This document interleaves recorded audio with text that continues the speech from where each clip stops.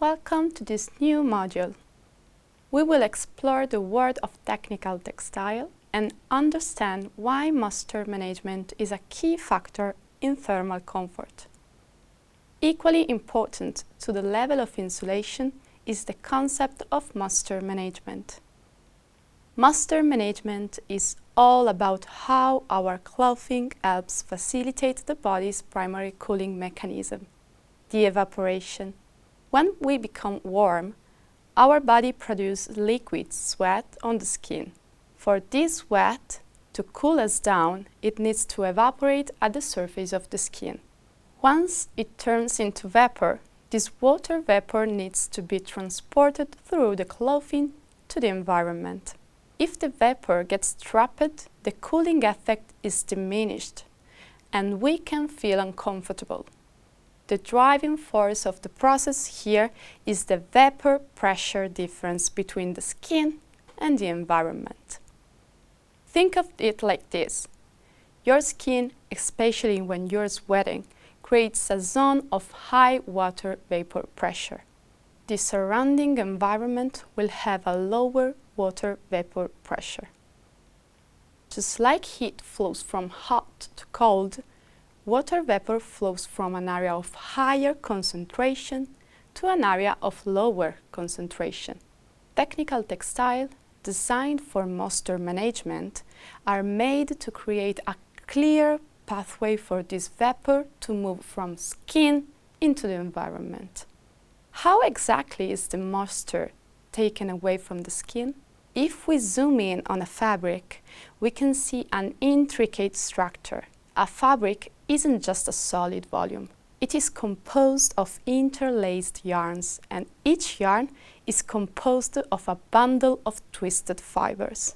This means that a fabric is a very specific porous medium. It is composed of pores in the micro and the mesoscale. The internal microporosity of the yarn is crucial for how the moisture is absorbed and transported. The moisture moves through the porous structure with a mechanism that is called diffusion and is governed by the Fick's general law. This law correlates the flux with the diffusion coefficient and the concentration gradient. The diffusion coefficient, D, is a property that tells us how readily the substance diffuses through a particular medium. The concentration gradient is the change in the concentration of water vapor over a given distance. The negative sign indicates that the diffusion occurs in the direction of decreasing concentration. When it comes to how a fabric handles moisture, the properties of the individual fibers play a huge role. Fibers can be categorized into two types based on their affinity for water. Hygroscopic, these fibers have a natural affinity with water due to the presence of hydroxyl groups in their chemical structure. They tend to absorb moisture directly into their molecular structure. Classic examples include natural fibers such as cotton, silk, and wool. Think about how a cotton t-shirt can feel heavy and stay wet when you sweat a lot. That's its hygroscopic nature at work. Hydrophobic, these fibers repel water molecules. Because they don't hold on to water, they generally have a high wicking ability, meaning they can move liquid sweat away from the skin. Most synthetic fibers fall into this category, such as nylon, polypropylene, and acrylic. This is why sport clothing often use these materials. The influence on moisture management does not only deal with the chemical nature of the fibers. The physical structure of the fabric and its fibers also play a crucial role due to a phenomenon called capillary action. Looking at the diagram, we can see how a liquid moves in a narrow space against gravity. In our case, fine diameter of the fiber leads to a higher capillary pressure and a larger surface area. These two factors lead to a better moisture transportation. Theta is the contact angle between the liquid and the fiber. The lower the contact angle is, the higher the wettability of the surface.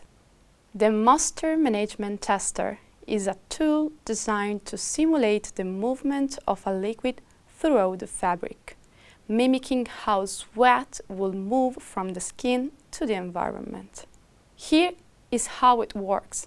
The fabric sample is placed between two sensors made of electrical pins. The side of the fabric that is placed on the top is the side that should go in contact with the skin. On the other side is the outer surface. A controlled amount of liquid is introduced in the middle of the skin side of the fabric. As the liquid spreads and moves into the fabric, its electrical conductivity changes. The information given by the MMT deals with the wetting time, the maximum wetting radius, or how far the liquid spreads into the fabric, the spreading speed, or how fast the liquid spreads across the fabric surface, and the overall moisture management capacity. OMMC is a single composite index that provides an holistic grade for fabric's moisture management performance, taking into account how well it absorbs, wicks, and dries. Textile engineers and scientists are constantly innovating new ways to improve moisture management, often by altering the fundamental structure and composition of the fibers and fabric themselves. There are some examples of functionalization. Engineered cross-section. Fibers are extruded with non-circular shape. These shapes increase the fiber's surface area and create internal channels. This increases the capillary action, improving the fiber's ability to wick liquid sweat away from the skin. Hollow-shaped. This design can increase the overall surface area for moisture to spread, and the internal channels provide additional pathways for moisture transport. They can also make the fabric lighter and potentially improve thermal regulation by trapping air. Hydrophilic blends. These strategies involve combining natural and synthetic fibers within the same fabric. For example, a blend might use hydrophobic synthetics to quickly wick the sweat away, while a small percentage of hygroscopic natural fibers might be present to absorb some vapor, preventing it from saturating the garment too quickly.